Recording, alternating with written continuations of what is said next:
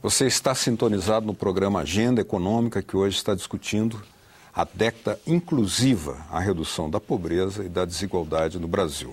O nosso convidado é o presidente do IPEA, professor Marcelo Neri. Participa do programa a jornalista Tânia Horman.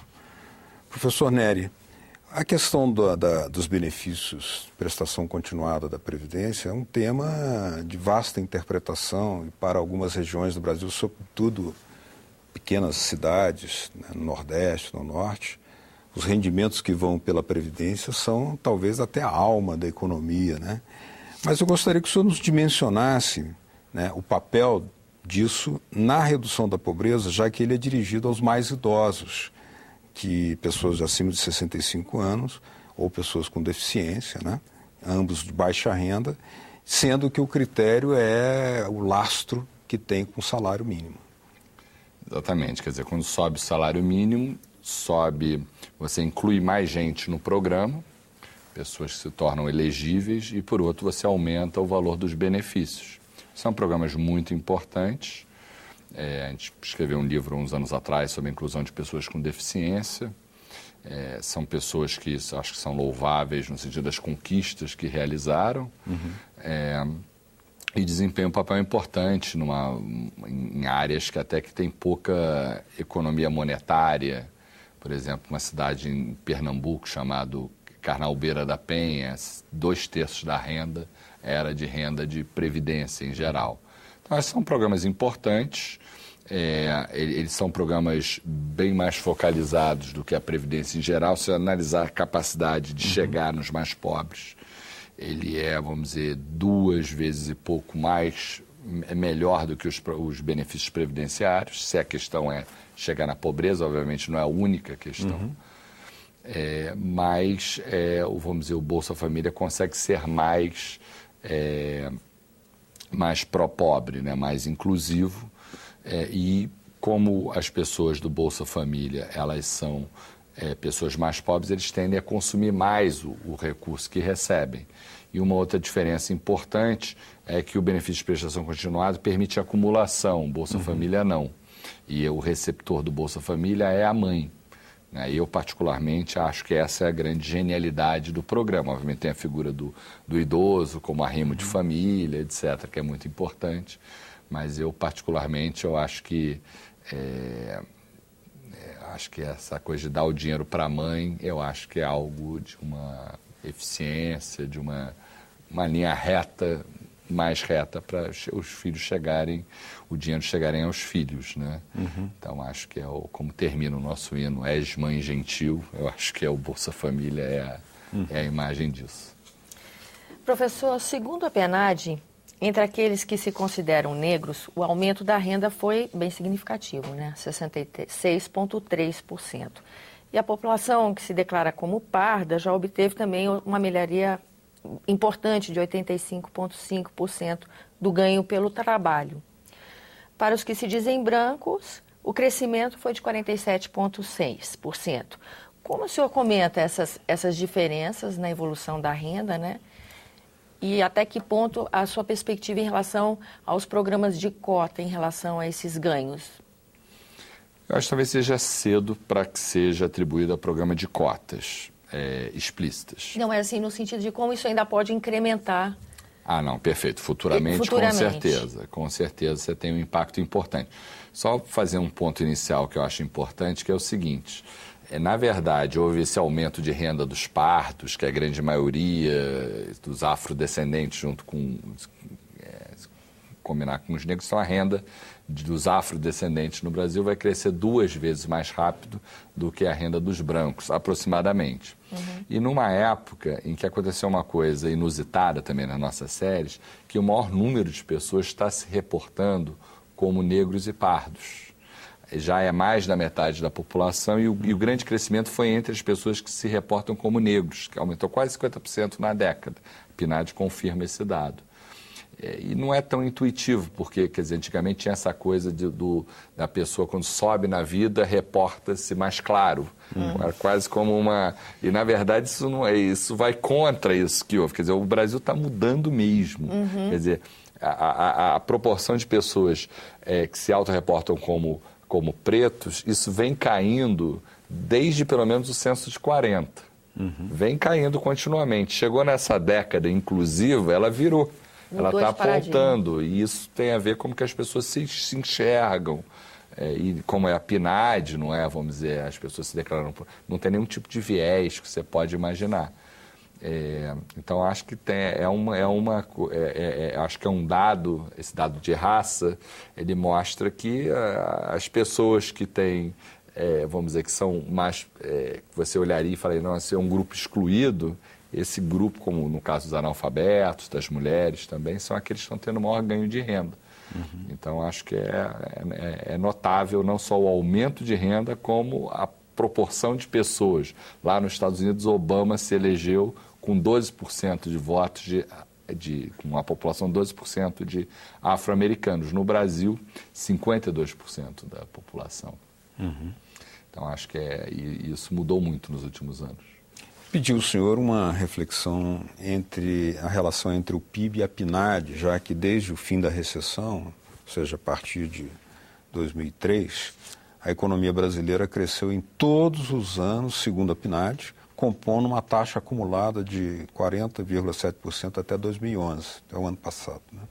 Mas nesse ínterim, a taxa de crescimento do PIB per capita acumulada foi de 27,7%, sendo superada em 13 pontos percentuais pela renda da PNAD. Na maioria dos países do mundo, ocorre, sobretudo os desenvolvidos e emergentes, não é a maioria, mas nesses países ocorre exatamente o oposto. Por quê? Acho que o Brasil ele se encaixa bem com o oposto do que foi dito na época, uma frase atribuída ao presidente Médici. À época ele falava, não, o povo vai bem, quer dizer, o povo vai mal e o país vai bem. Porque a economia crescia no milagre a 12%, 13% ao ano e a renda das pessoas, porque a desigualdade aumentava. No Brasil de hoje, o povo, a economia vai, dependendo do tempo, vai mais ou menos, ou vai melhor, pior, mas o povo, no sentido do dinheiro no bolso das pessoas, mesmo só a média, independente de desigualdade, está crescendo quase 50% a mais. Então, quer dizer, começa esse crescimento, vamos dizer, mais com a face humana do crescimento brasileiro, começa já no quanto que você está crescendo. Pelas contas nacionais, cresce 27%. Pela PNAD, cresce 40%. Aí bota no topo disso a questão de redução de desigualdade, quer dizer, os 91% que ela mencionou para os 10% mais pobres e os 16%, 10% mais ricos. Ou seja, é um crescimento inclusivo e maior do que o observado pelo PIB. Então, isso estabelece um certo paradoxo. Assim, eu sou economista, e nós, economistas, olhamos muito para o PIB. E, como economista social, tendo a olhar mais para a PNAD, mas que é uma exceção. Então, gera um certo paradoxo. E esse ano, essa diferença é maior, porque esse ano o PIB vai crescer, segundo projeções, 1,6%, o PIB per capita é 0,6%, agora a renda do trabalho, fora programas sociais, etc., que estão crescendo a uma taxa forte, está crescendo a 4,6%, ou seja, está crescendo a 0,6% ou a 4,6%. Eu acho que então começa já pela média, que esconde muita coisa, etc., e você bota no topo disso que a desigualdade continua em queda, ou seja, a vida dos brasileiros está melhor do que a vida das contas nacionais brasileiras. Mas, professor, assim, o que a gente poderia dizer? Quem influencia quem? Porque a renda está ligada ao trabalho, que tem uma relação com o PIB. Como é que eles se relacionam, então? Se me perguntasse se eu preferia um PIB mais alto ou uma renda no meu bolso, fruto do meu trabalho, mais alto, com custo de vida menor, eu diria que eu preferia a segunda opção. Então, acho que o crescimento do Brasil não é um crescimento com a quantidade chinesa. Todos nós invejamos esse crescimento pungente chinês. Agora, a qualidade do crescimento brasileiro tem um lado humano mais interessante, pelo fato do dinheiro no bolso das pessoas estar aumentando, a desigualdade está caindo, que é o oposto do que acontece na China. Então, é um pouco, nosso crescimento tem mais qualidade do que o deles. Seria o oposto do que o senhor descreve, por exemplo, na década de 60, A gente tinha crescimento com má distribuição de renda, né? Exatamente. Eles estão, de uma certa forma, vivendo o milagre brasileiro, só que eles estão vivendo o milagre brasileiro. Quando o nosso milagre acabou de vez, que foi no final dos anos 70, o deles começou. O deles dura 30 anos. O nosso durou 6. Um pouquinho diferente. É, um pouquinho diferente, mas a natureza é parecida. Eles vivem esse processo de crescimento com aumento de desigualdade e também com um certo fechamento político. Então, eu acho que o paralelo é bastante, obviamente, guardadas as diferenças culturais. Agora, afinal, é o PIB que puxa a PNAD para baixo ou é a PNAD que puxa o PIB para cima? Como é que é isso? Minha resposta de livro-texto seria o PIB puxa a PNAD, mas não é o que está acontecendo. Assim, o mercado de trabalho brasileiro está muito resiliente. Se fala em pleno emprego já há algum tempo, no entanto, estamos cada vez a taxas de desemprego menores, isso numa época que o mundo, a taxa de desemprego está alta. Então, eu acho que os empresários brasileiros, os trabalhadores brasileiros estão conseguindo fazer uma epopeia e não vejo sinais, pelo contrário, essa diferença era 1,8 pontos de porcentagem a mais para a PNAD e esse ano, acho que quando sai a PNAD 2012, a gente vai ver que o crescimento foi maior. Então, não está havendo essa convergência. Eu acho que essa é uma questão em aberto. Professor, ainda comentando dados relacionados ao trabalho, segundo a PNAD, o percentual de indivíduos que tinham ocupação remunerada subiu de 39% para 44% da população brasileira entre 2001 e 2011. Né? Enquanto o rendimento médio do trabalho desse mesmo grupo aumentou de 1.149 para 1.340. Como é que o senhor comenta esses dados? Quer dizer, esse é um aumento de ocupação, se você pegar o dado de formalidade também aumentou, aumento de salário, são todos caminhando na mesma direção. O que eu acho que é bonito da cena brasileira, o que é um aspecto interessante, é que não é uma escolha entre salário e desemprego, ou salário e desemprego, por exemplo, ou emprego, ou entre crescimento e redução de desigualdade. Você tem que escolher. Não, na verdade, a gente está fazendo um pouco de tudo. Não estamos crescendo quanto a China, os aumentos de salário não são espetaculares, mas são somados. E eu acho que é importante esse ponto, porque, na verdade, se você quiser calcular como é que mudou a vida do brasileiro, você tem que compor essa série de elementos.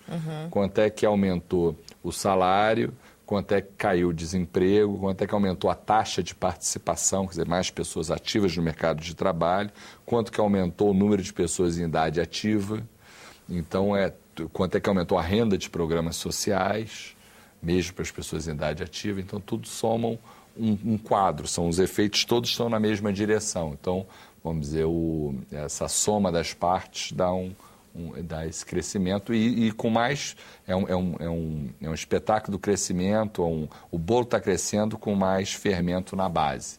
Espetáculo de crescimento a preços populares, se quiser. Eu acho que essa é uma e não para o topo da distribuição. Crescer 16% em 10 anos não é nada espetacular. 1,6% por ano, etc. É pouco. Melhor do que as décadas anteriores, mas o que é espetacular é o crescimento da base. Eu vou colocar alguns dados aqui, pedir a sua reflexão, embora a gente já tenha entrado, mas aqui é um outro ângulo, né? Rendimentos do trabalho explicam 58% da queda do índice de Gini entre 2001 e 2008, sendo 19% dela explicada por aumentos dos benefícios da Previdência Social e 13% pelo Bolsa Família. Cada ponto percentual de redução do Gini pelas vias da Previdência custou 352%, mais do que obtido pelas vias do programa Bolsa Família. Aquela tese que o senhor estava defendendo. Mas quais são os outros argumentos que podem sustentar esse quadro aqui? Mas são 3 pontos, basicamente. O primeiro é qual o seu objetivo? Se o objetivo é reduzir a desigualdade brasileira é muito alta, não há dúvidas de que existem caminhos mais curtos em direção a isso, que é, nesse caso, o Bolsa Família. O segundo é, se eu quero olhar para o futuro. Isso, obviamente, tudo depende. Às vezes eu estou muito preocupado com o presente, mas eu estou preocupado com o presente e com o futuro. Se eu estou preocupado com o futuro, o caminho das crianças, o que acontece, vai ser o determinante. Obviamente, é um ato de altruísmo da sociedade brasileira de pensar nos seus filhos, né? Nos filhos desse solo, alguma coisa. Só que, no caso, os benefícios previdenciários estão associados ao salário mínimo, que tem um impacto também no mercado de trabalho. Então, são várias escolhas, são vários dilemas de política, e o Brasil ele tem usado vários caminhos nesse processo, pelo fato que somos uma democracia, temos uma série de demandas da sociedade, etc., e o que me deixa mais positivo é o fato de a gente estar finalmente começando a olhar para as crianças, que eu acho que é algo que tinha ficado. O gráfico de aumento de renda no Brasil por idade era uma boca de jacaré. O aumento das crianças foi muito pouco e o aumento dos idosos, sem falar que aumentou o número dos idosos, que é uma conquista talvez das mais importantes que se possa imaginar. Então, acho que o Brasil, esse gráfico boca de jacaré, a boca está começando a ficar mais homogênea. São duas retas paralelas e eu acho que isso é alguma coisa que eu tenho muito orgulho da nossa geração de poder observar isso.